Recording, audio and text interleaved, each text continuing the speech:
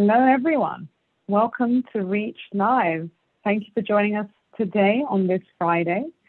My name is Reena Sangar. I'm the head of digital and connected health at Ipsos. Ipsos are a global market research and insight agency.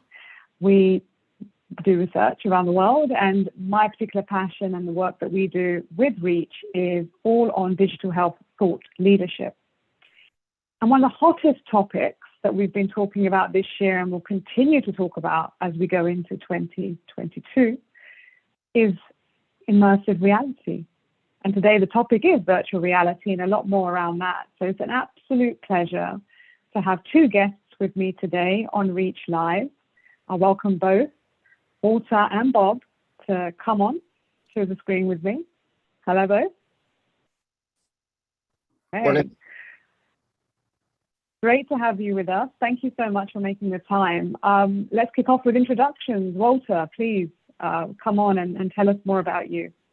Okay. Well, hello, everyone. It's a pleasure to be here. I'm a research scientist, a behavioral neuroscientist working at Stanford University, but I also have a strong background in technology. I've been working in the field of virtual reality technology and its applications in medicine now for more than 3 decades. So it's a very exciting time for me to see the surge forward with this technology and help promulgate its applications in the clinical area. Lovely to have you with us. Bob. My name is Robert Fine. I've got about 25, 30 years of experience in engineering and IT, having worked at both small startups and large corporate companies. Most of my work experience has been overseas since leaving college. Had the pleasure to work for a large conservation nonprofit for 10 years. Also have a background in environmental science. And now I've been working for myself for about 10 years and started this VR and Healthcare Association, formally back in 2018, but with beginnings back in 2016. Fantastic. Well, I want to kind of start at the beginning of the interest in this space. So what led you to become engaged with it? Where did you first kind of hear about it? Where did your interest stir from? So Robert, maybe you go first on that. What stirred the interest? Sure, Robert or Bob is fine. Robert is the formal side. Just don't call me Robbie. Yeah, so actually after that 10-year stint with the conservation organization, I suffered my first layoff ever in April of 2009 at the height of the financial downturn.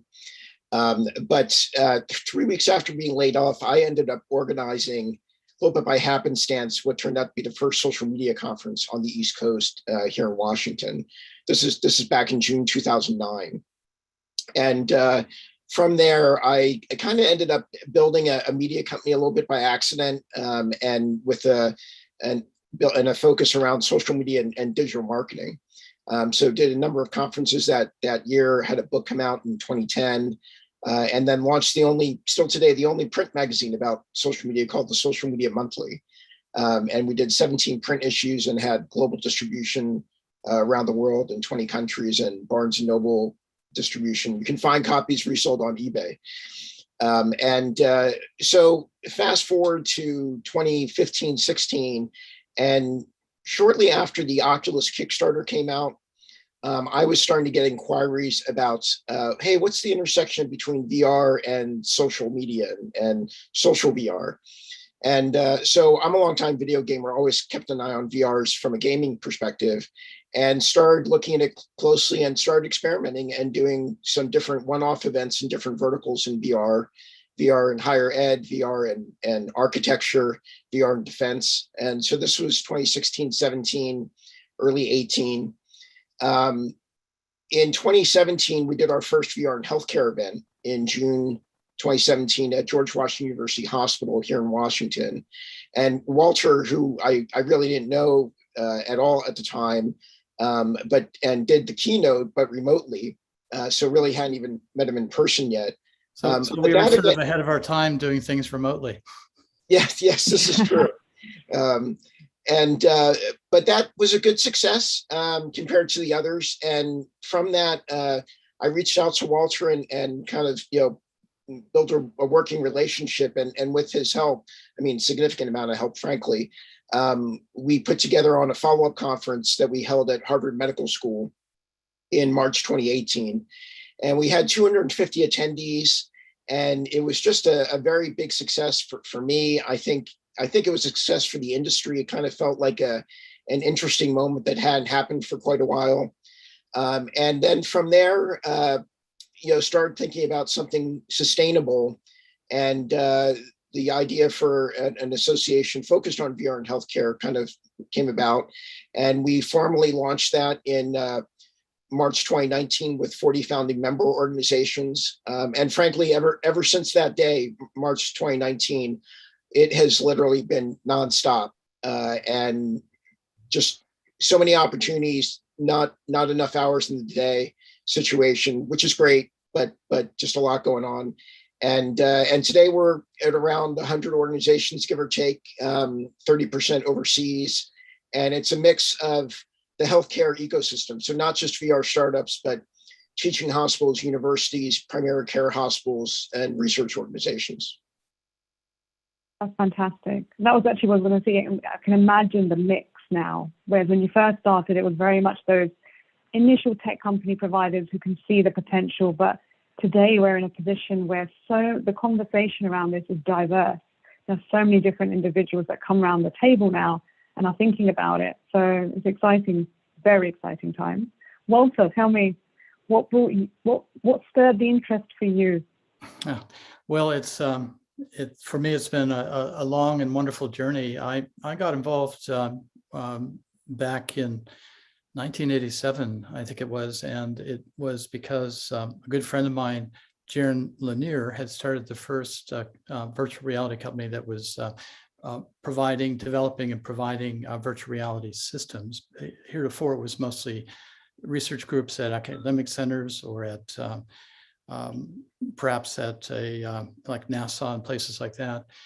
Back at that time, the phrase virtual reality hadn't really been coined. Jaron is credited with coming up with that phrase. I actually voted against it. I was working as a grad student then and in a laboratory, and I wanted to call it something very geeky. I think it was three-dimensional interactive simulated environment. And I think in a way, having a more glib phrase has helped both promulgate the concept, but also in a way, there's been a number of hype cycles. So maybe it was a little bit too glib. But here we are, and we're actually grappling with some of the phrases now because there's mixed reality, there's augmented reality, there's virtual reality, there's immersive worlds, immersive systems, there's the metaverse. So I think we will soon come up with better terminology that's more appropriate. But in the meantime, here we are. I tend to use the term immersive environments. And frankly, my focus has been on applying this technology to healthcare. So I'm hoping there'll be a point right now where one of the big enthusiasms is digital healthcare. And I'm hoping to the time where we don't say digital, that it's just healthcare, and same with virtual reality. I'm hoping that we, in a way, the phrase goes away. It's just how we interact with each other, how we interact with technology, et cetera. But my focus has been on looking at the health and wellness and clinical applications. I very much enjoyed the contributions that Bob has done by putting together an organization that can bring the engineers, the scientists, the product developers, the research labs, and helping us all find a pathway to talk to each other. And for me, what's really exciting about this time is finally there is a lot of convergence. The academic groups, the early stage, seed stage, Series A stage companies are connecting with the large pharma, medical device, and healthcare networks, and things are just zooming and blossoming, especially because of our needs to address challenges in behavioral medicine because of the current pandemic. So it's really accelerated product translation from academic to commercial use. And it's accelerated significantly just in the last 2 months, ever since Facebook has made the decision to go all in. Yeah. It's the market, the signals in the market, and what's going on right now. There's so much, and even from from my trajectory, where we look at trends and we look at behaviors and we talk to people, the conversation and the kind of absolute buy-in now to what virtual reality is going to do, not that if, has been a really interesting transition in language that I'm seeing. But let's bring this to life a bit more for those that are listening. So I want to hear about examples, right? So give me some examples of in what areas of healthcare you're seeing the real impact of virtual reality. And we do not have to go in detail, but just some kind of high-level examples would be wonderful. I mean, Bob, I'm going to put it over to you first. Give me a couple of examples that you've seen that you really liked. Yeah, so an area that I think is really interesting and encouraging and has had some early developers in, and is maybe only now kind of coming to market, and I would call it early maturity, is VR in healthcare for the elderly. It's and it kind of traverses that fine line between, where is it really healthcare or therapeutic, and where is it kind of an activity and something else. But when we talk about activities and when you start talking about mental health, those are real impactful issues from a true healthcare standpoint. So in the elderly market, VR has been making some early inroads in the last 2+ years in using VR for distraction therapy, treating isolation, creating interaction between those that might be bedridden or can't really travel much, but can maybe communicate more with their families, and treating depression. And it's now starting to, those companies are now starting to collect more biometric data and early studies on, what are the long-term benefits or negative benefits of using VR for the elderly. Something that we need, that the industry needs from a longer-term perspective, is we have actually very, very little data on what are the positive and negative use benefits of using VR at very different age groups over long periods of time. It's something people need to be aware of, and we want to stay out in front of, and just to make sure it's being utilized well. And there's a lot of confusion in the market within that as well. And when we talk about healthcare, there's some great applications in pediatrics, but as soon as you start talking about pediatrics, you start talking about much younger age groups, and where and when is it not appropriate. I think senior care is a fantastic example, Bob, because it does span health and wellness to some very deep clinical applications, and it also shows how we can use this technology to reach underserved populations. I think that managing chronic pain, helping with training caregivers, there's a lot of turnover for people who are involved in senior care. And also, as many people are listening know, there's a tidal wave coming in 15, 20 years or so of being top heavy in terms of our population demographics, with small family sizes, people living much longer, with the propensity for stroke, problems with cognitive aging. 3 out of every 7 of us will have a neurodegenerative disease by the time we get up into our 80s and 90s, and so many of us are going to make it there. I think that we need to move now. And the good news is VR, AR, immersive technologies really makes a big difference in a number of clinical areas, and I think accelerates some of the existing paradigms and approaches by having more impact. So I'm very excited. And Reena, to your question about where is the big impact, it's actually, I think, hard to find a zone where we haven't seen research groups and medical product companies and healthcare networks looking into the application area. Some of my favorite examples are helping people on the autism spectrum learn and practice social skills, helping people who've had a stroke or traumatic brain injury relearn function. Fantastic applications in helping people with addictions learn refusal skills and situational confidence. Applications in managing pain, both acute and chronic, addressing issues such as anxiety and depression, phobias, post-traumatic stress. There's a very long list of where, we've seen the pathway now, as Bob points out, because the technology heretofore has been expensive and sometimes uncomfortable to wear.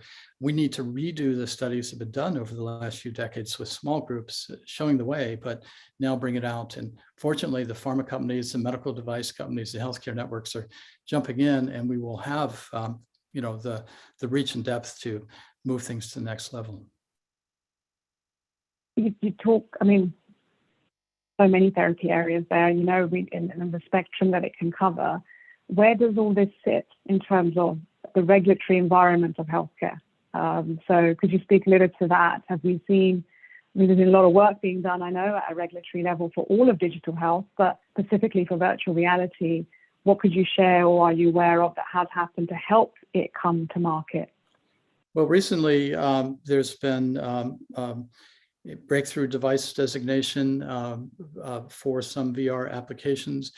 There has been approval for specific claims for addressing chronic pain and back pain. There has been, many companies have received 510(k) clearance for stroke mitigation, traumatic brain injury mitigation.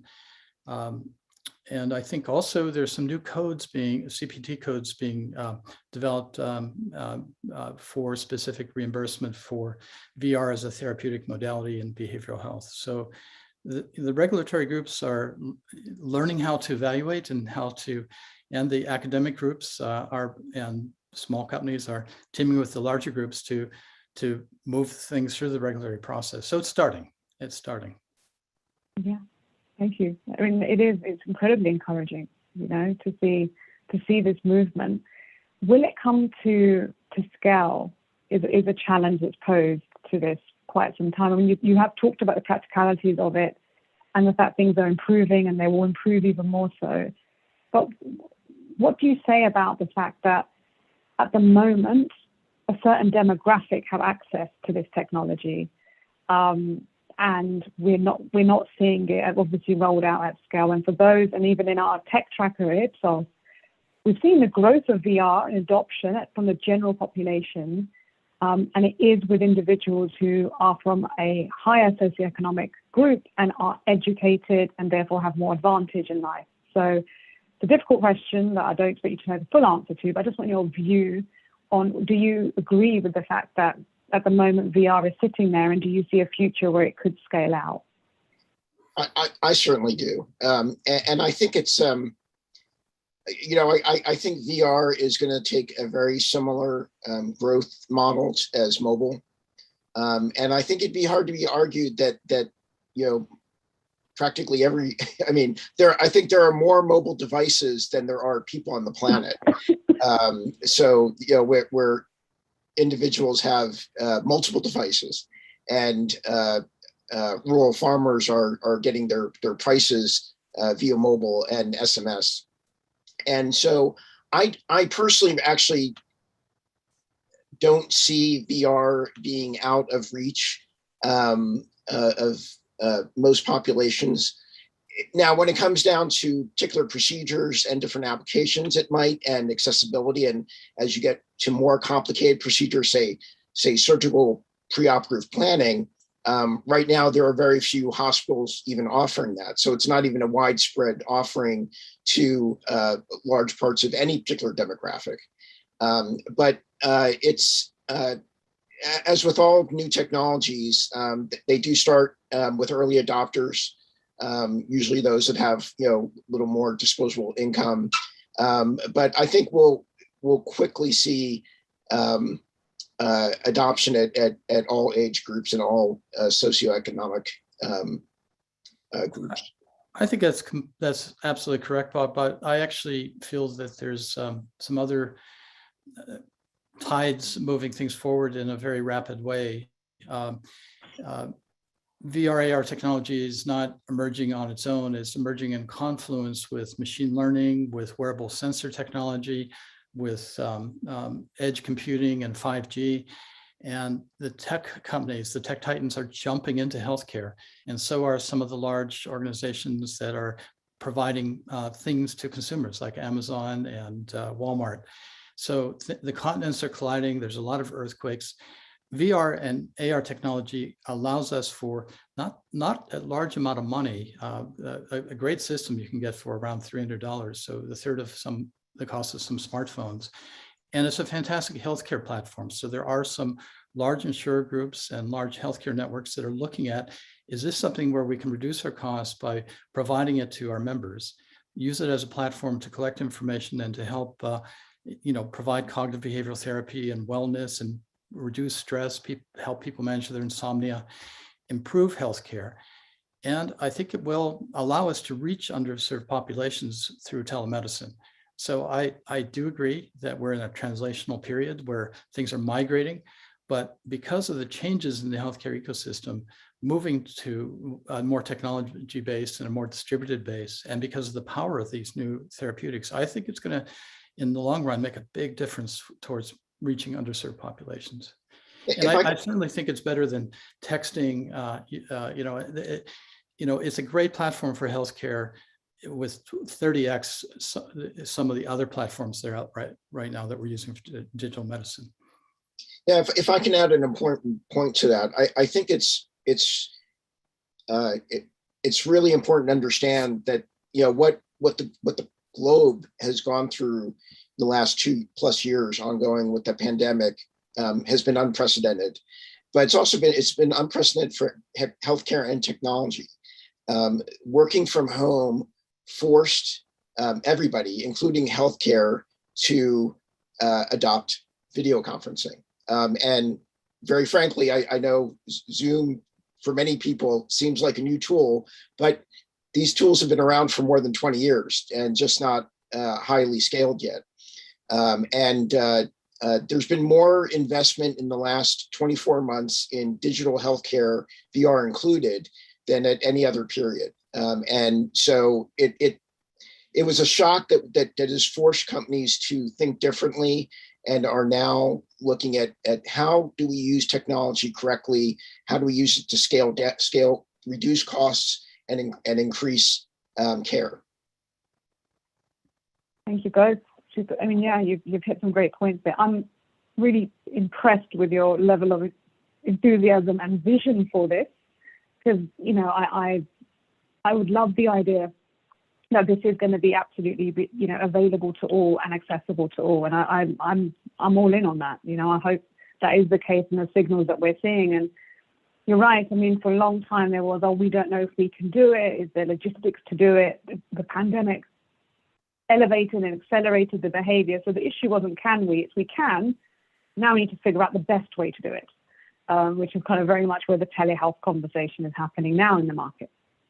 Bob, you go. I was just going to expand on that point very briefly, Reena, that I think there's a lot less friction if one uses a laptop or a tablet or a desktop to try and reach someone who hasn't used technology before. There's a barrier, learning to mouse, learning to type, setting things up. But I've seen some amazing VR systems where you put the system on. You spend a minute or less just learning how to navigate, and then you're there with other people who can guide you further. So the friction of using as a telemedicine platform, immersive technologies as opposed to laptops and other formats, I think is a lot less. So I think it will, in addition to all the other reasons that have been brought up in terms of regulatory changes and attitudes about telemedicine, I think it is less of a barrier to reach people, especially if they're not technology experienced. And we often get asked, what about senior care? Well, seniors want to use a VR system. The reality is, the research that it shows that in many ways, it's a preferable way of interacting compared to other technologies. And just to support that point, in 2016-17, when the first headsets were coming out in the market, and this was the super earliest adopters, and there were not even any healthcare applications yet. But if those are familiar with the game Fruit Ninja that people play on their phone, there was an early version of Fruit Ninja VR. And, we were doing, going city by city, introducing people to VR. And Fruit Ninja VR is one of the simplest games. And we ran hundreds of people a day, and all you had to do was swing your arm. And so whether you were 8 or 80, you quickly understood. I mean, people were just wowed by the visuals and stuff, and it quickly gave them an understanding of where this was going. Now, swinging a sword is one thing, doing other physical exertion, is something else. And there are more tools than that, but the learning curve is not as high as people think. I think one of the biggest challenges we have ahead, and I think you two are doing a fantastic job of trying to combat this, is educating people on the opportunity and to realize the potential. Because when you don't know, you can't do anything about it. And it amazes me some of the conversations I have with individuals who are very much steeped in healthcare, who perhaps don't know the nuances of what's being developed and what could be the potential and what could be done. And on that note, I think we should certainly help people with resources. And one of the ones is your book that you've crafted together and brought to market. Bob, do you want to give it a whirl? Yeah, I mean, actually, we just launched this literally last week, and this has been a project in development for 2 years, and really was an idea going back 5 years ago. I mean, I even remember talking early on with Walter when we were planning Harvard, that, at some point, we talked about a peer-reviewed journal or a book or both or something like that. So this has been an idea for 5 years. From the association standpoint, and what I feel is our mission statement for the most part, 80% of our mission is educating the marketplace. And that includes physicians, nurses, and patients to a certain extent, but patients is even a larger population than I think we can cover. Well, none of this we can cover by ourselves, but to the point you just had, that as much as the metaverse is word of mouth everywhere today, I mean, you can't, pass a newspaper now without seeing a headline. It's a safe assumption that 99% of healthcare professionals have never tried VR yet or don't know the first thing about it. They've heard about it now, probably, and they may have seen some commercials and stuff, but they really don't know where the opportunities in healthcare are. And that's just that is what I wake up with every day, trying to figure out how do we educate those people cost effectively and in a timely manner. The book is one tool towards that. Conferences are another. Webinars like this are another. And it feels, because it's such a large audience, you feel like it's you're doing a drop in the bucket. But, every day, if we add a couple more people, that's a couple more people that are educated, and 2 or 3 less that we have to worry about.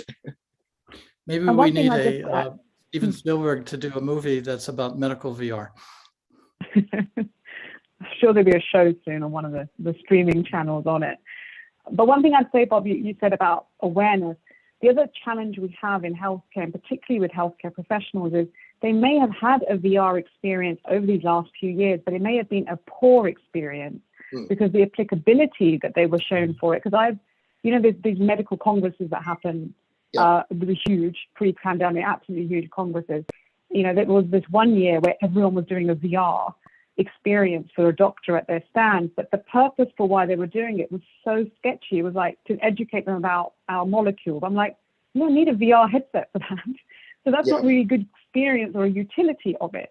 So I think the other piece is to iron back and show them this is what VR is for and this is where it is powerful, is really important. I think your book does a fantastic job of that, because you've convened so many people together. I mean, I can honestly, genuinely back it. And we will be sharing the link for those on demand and those here to please get a copy and read about it. Reach also contributed. The president of Reach, Fran, has a chapter on it on accessibility and equity too. So do check that out. And the other place we want to promote is the event that's coming on the 9th and 10th of December, which will be virtual. So do you want to talk about that, then we'll put the link as well for people to register. But do you want to just give a quick shout out to the event that I'll be attending and speaking at too? Yeah, we have this is our third annual conference that was supposed to be taking place in Europe, in Dublin in 2 weeks. And we just unfortunately had to move it online because of COVID yet again. It's still with us. And unfortunately, it's going to continue to be with us for some time. But it'll be a 2-day event focused on VR and healthcare, with a little bit more of an emphasis on European experts and companies. And then we'll have our 6th annual kind of global conference in Nashville, March 3rd and 4th. That's the one that started back in 2017. We're really excited about it. It'll be at Vanderbilt University. And we'll continue to try to do more events. And again, like I said, we're always trying to figure out how do we reach people where they are, that haven't drank the Kool-Aid. Sorry, I always use that unfortunate expression, but but I think this is what makes it such an exciting area to be in. It's a challenge every day, but it's an opportunity, and it's impacting, as Walter was just rattling off all the different applications. That is what is fascinating, is how many different areas of healthcare this is going to impact. It's not just one area. It's not just mental health. It's not just preoperative surgery. It's not just autism. It is all of that and more. Keep doing what you're doing. We really appreciate it. Do register to the event. Please check out the book. Follow these fine gentlemen on LinkedIn and see what they get up to. And also do follow Reach. Subscribe to the Reach YouTube channel. Please do join the group that's on LinkedIn too, to follow all the talks that we do. We are here on normally every last Friday of the month. We pulled this one forward for Thanksgiving. Have a wonderful Thanksgiving for those that are celebrating. And I just want to say thank you so much. Thank you, Walter. Thank you, Bob, for your time. And I look forward to seeing you soon. And thank you to everyone that joined us on Reach Live. Thank you.